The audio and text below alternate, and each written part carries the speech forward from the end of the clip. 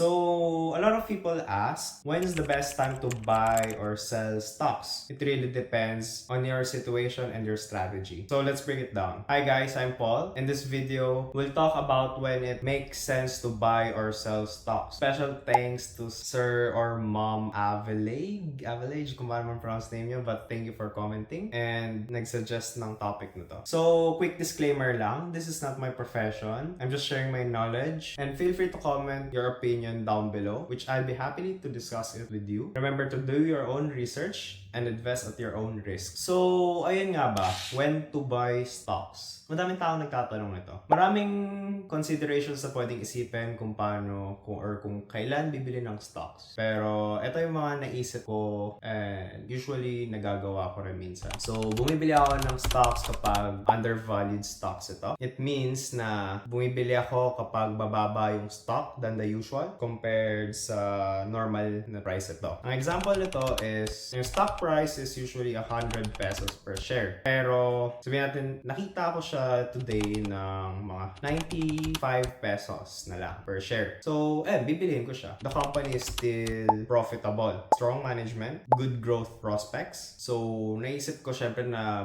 good buying opportunity siya. So, naniniwala rin ako sa long-term growth. If naniniwala ka sa company na yon, buying now could pay off in the next few or more years kasi tataas yung stocks ito. If stock price ito, if naniniwala ka. Example, gusto mo yung Jollibee for long-term growth. So, yung mga small dips niya doesn't really scare you. Bibili ka pa rin. Ganun. So, ayun. Usually, kapag walang nangyayari in a month, bibili lang ako ng konting amount of stock. So, natin, bili ako ng 100 stocks, ganyan. Depende sa stocks. Basta bibili lang ako para, wala lang. Para lang makabili. Kasi if in-hold mo lang in-hold, parang possible na tumaas pa yung stock price ito. So, parang masasayangan ka lang kasi sana binili mo na lang in that time. So, tipong, bibili na lang ako. So, kung bumaba man yung price, in the future, average down ko na lang yung stock price, yung average ko. And if tumaas pa lalo, edi masaya ako. Kasi nakabili ako in that time, bago pa siya tumaas. So, ayun, when to sell stocks nga ba? Well, depende pa rin to sa strategy mo, pero usually, binibenta to kapag na-target mo na yung price na gusto mo. If you had a goal, like 20% profit, ganon, pwede ka na magbenta ng konti para mag-gain profit ka na, or take profit. Or like, fundamentals changes ng company. Binibenta nito ng mga tao if something major happens, like bad management, declining gains, or market shifts na nag-a-affect yung company. Next is rebalancing or personal goals. So, you might sell to diversify yung portfolio or free up your money para sa other priorities mo. Example is you need to purchase something like a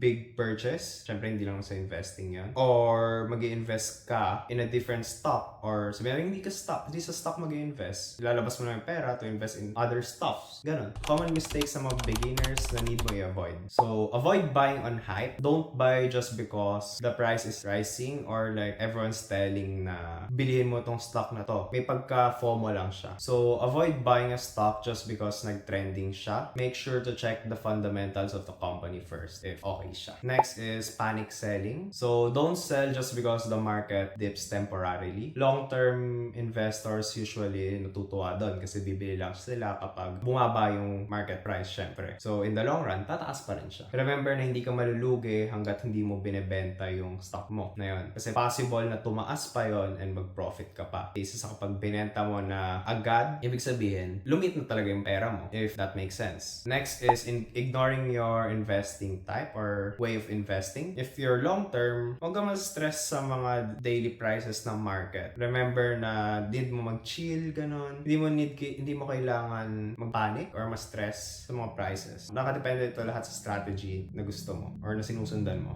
Though, make sure na may strategy ka rin just in case na nalulugi ka na. Kung ano dapat ang gagawin mo. So, friendly tips lang in investing. Track your investments in an app or spreadsheets to monitor performance. Next is remember, patience is key. Consistency often beats timing the market perfect. So, always align your buy and sell decisions with your risk tolerance and overall strategy. Huwag ka rin magpapanik kapag namumula na ang portfolio mo. Of course, marami pang kailangan i-consider when to buy or sell stocks. Pero at the end of the day, it all comes down sa strategy na gusto mong gawin or yung goal mo. Ganun. So the question isn't just about when to buy or sell stocks. A better question is, what kind of investors do I want to be? Once you figure that out, your decisions will be a lot easier, a lot clearer, and less stressful. If you found this video helpful, kindly like and subscribe. Make sure to comment down below kung ano yung thoughts nyo about this video or kung ano pang gusto nyong content in the future. Yun lang. Bye-bye!